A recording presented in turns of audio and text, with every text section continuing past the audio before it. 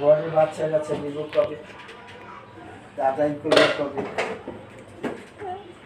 আসসালামু আলাইকুম, সবাইকে স্বাগতম আমার চ্যানেলে। কেমন আছেন সবাই আমার প্রিয় বন্ধুরা? আশা করছি সবাই ভালো আছেন, যে যেখানে আছেন। আলহামদুলিল্লাহ, আপনাদের দোয়ায় ও ভালোবাসা, আল্লাহর অশেষ রহমতে আমরাও বেশ ভালো আছি, সুস্থ আছি। চলে আসলাম আরেকটি নতুন ভিডিও নিয়ে। তো এখন আমি ভাত বসিয়ে দিছি। এখন কয়টা বাজে জানেন বন্ধুরা? এখন বাজে 3:30, পৌনে 4টার মতো। দুপুরের জন্য ভাত বসাইছি। সকাল থেকে ঘরের টুকটাক কাজ করি, ঘর দর গুছাই, তারপরে বসে থাকি, এইভাবে আর কি দিন কেটে যায়। আর হচ্ছে পরে যে গ্যাস বাড়লে রান্নাটা বসাই। তো রান্না থেকে যে আপনাদের সাথে শেয়ার করছি। আর আজকের আকাশটা দেখুন, অনেক সুন্দর রোদ। আর যেমন রোদ তেমন গরম, কি বলবো, অনেক গরম পড়ছে। তো এখন তো গরমকাল, বৈশাখ মাস, গরম তো পড়বে, সেটা আর বলে শেষ করা যাবে না।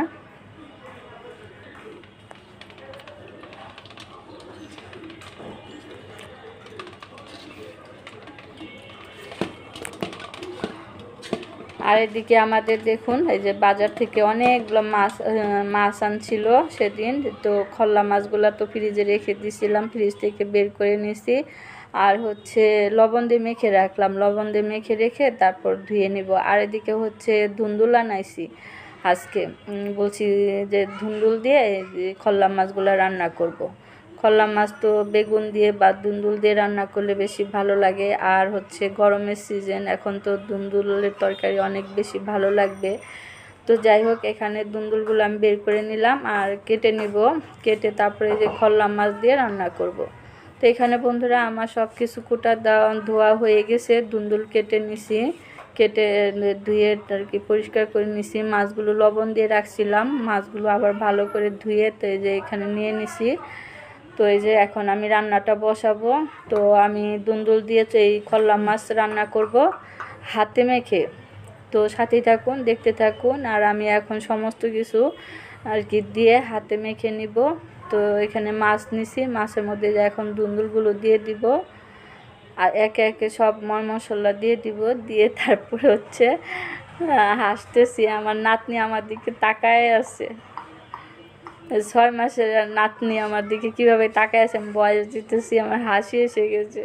শোনো পাখি, দাদা।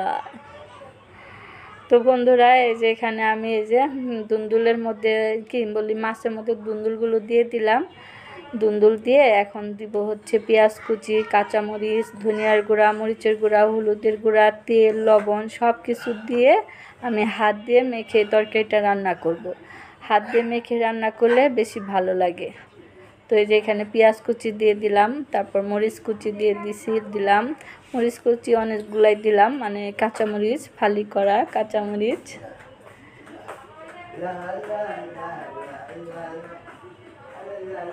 তারপর হচ্ছে এই যে সব মশলা দিয়ে দিচ্ছি।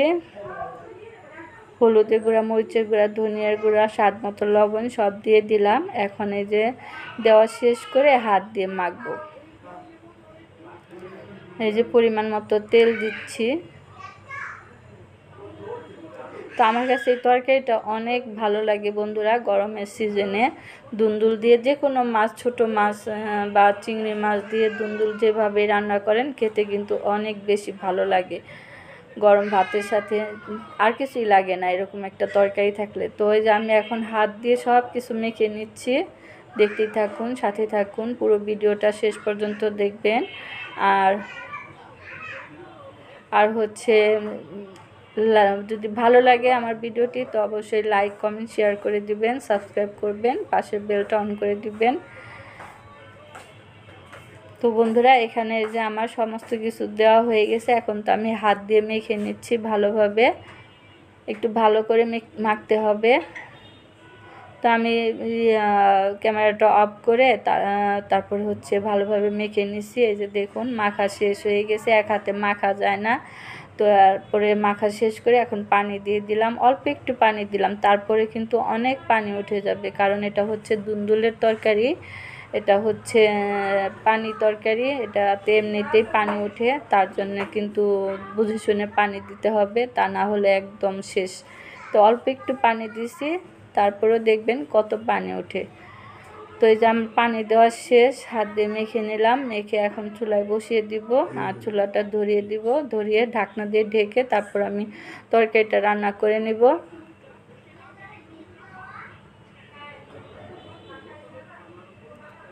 এই তো বন্ধুরা ঢেকে দিলাম, ঢেকে দিয়ে যে চুলার আঁচটা বাড়িয়ে দিয়ে রান্না করে নিছি। এই যে দেখুন অনেকক্ষণ পরে আপনাদের সাথে আবার দেখাচ্ছি আমার তরকারিটা কেমন হয়েছে।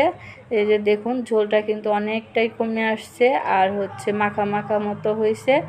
ধনিয়া পাতা দিয়ে দিলাম, ধনিয়া পাতা দিয়ে এখন তরকারিটা আমি নামিয়ে নিব।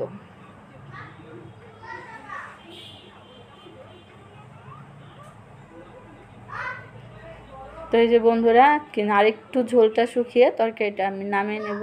তো এইভাবে আর কি রান্না করে ধুন্দুলের তরকারি খেতে কিন্তু ভীষণ ভালো লাগে। এই যে দেখুন তরকারি হয়ে গেছে, আরও কিছুক্ষণ জাল করছি।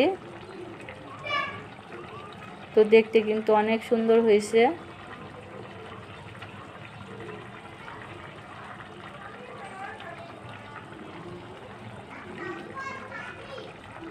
তো মাশাআল্লাহ তরকারিটা অনেক সুন্দর হয়েছে আর সুন্দর একটা গ্রান আসতেছে, ধুন্দুলের গ্রান। তো তরকারিটা নামিয়ে রাখলাম, নামিয়ে রেখে এখন হচ্ছে আমি আজকে ধনিয়া পাতা ভর্তা বানাবো। গরমের সিজনে ধনিয়ার পাতা ভর্তা দেখি কেমন লাগে খেতে, কখনো তো খাওয়া হয় নাই। তো আজকে যখন ধনিয়া পাতা দেখলাম তখন মনে হলো যে একটু ধনিয়া পাতা ভর্তা বানাই। তো এখানে ধনিয়া পাতা ভর্তা বানাবার জন্য আমি পেঁয়াজ আর কাঁচামরিচ আর রসুনটা আর কি ভেজে নিব।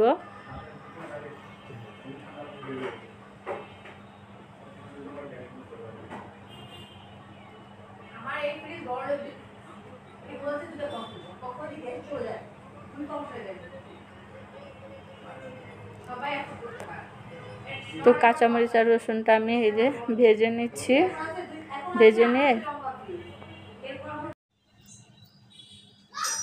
তো এখানে এই যে রসুন আর কাঁচামরিচটা ভেজে নিলাম। এখন ধনিয়া পাতা দিব, ধনিয়া পাতা দিয়ে নেড়ে চেড়ে ধনিয়া পাতাটাও ভেজে নিব।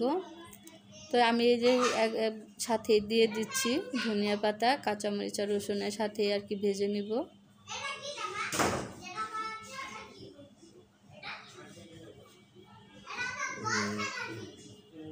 এই যে ধনিয়া পাতা দিয়ে দিলাম, এখন আর কি এটাকে ভেজে নিব। ভেজে ভর্তা বানালে সুন্দর একটা গ্রান আসে, খেতেও ভালো লাগে, আবার কাঁচাটাও ভালো লাগে, কাঁচাটাও অন্যরকম একটা টেস্ট। আর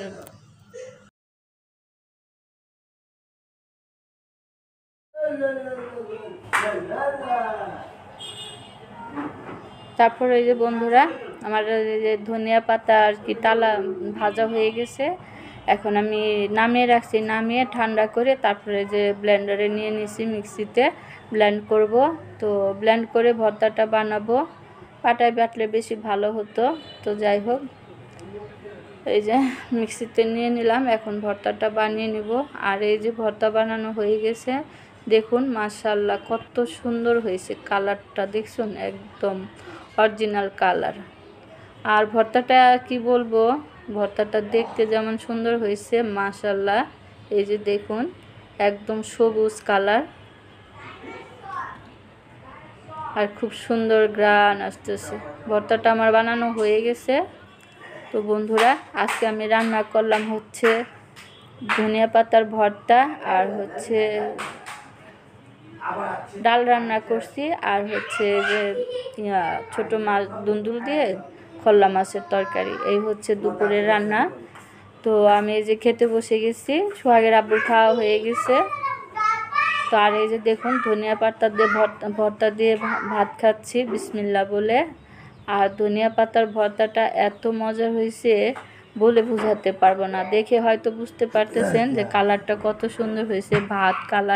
ভাতের কালার একদম সবুজ হয়ে গেছে, অনেক মজার হয়েছে। মানে শীতকালেও আমি এত মজার ভর্তা খাই নাই আজকে যেরকম আমার ধনিয়া পাতার ভর্তা মজা হয়েছে। তো আপনারা এরকম করে বানিয়ে খেয়ে দেখবেন, তৃপ্তি করে ভাত খেতে পারবেন মাশাআল্লাহ। ভাত খেয়ে আর অন্য কিছু লাগবে না এই ধনিয়া পাতার ভর্তা থাকলে। তো বন্ধুরা, আজকের ভিডিওটা এই পর্যন্তই। সবাই ভালো থাকবেন, সুস্থ থাকবেন। আমার